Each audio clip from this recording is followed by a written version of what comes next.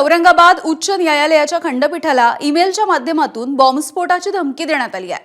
आज दुपारी सुमारे 12 वाजण्याच्या सुमाराला ही धमकी देण्यात आली आहे। तात्काळ सुरक्षा यंत्रणांना सतर्कही करण्यात आलंय। धमकीचा ईमेल प्राप्त होताच हायकोर्ट प्रशासनाने त्वरित पोलिसांना या संदर्भातली माहिती दिली आणि यानंतर वरिष्ठ पोलीस अधिकारी घटनास्थळी दाखल झाले।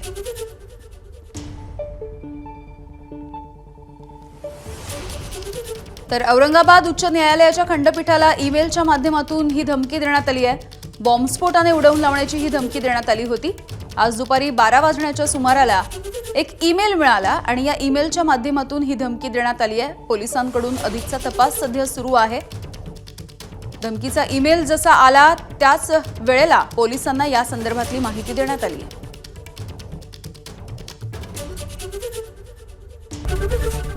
एबीपी माझा, उघडा डोळे बघा नीट।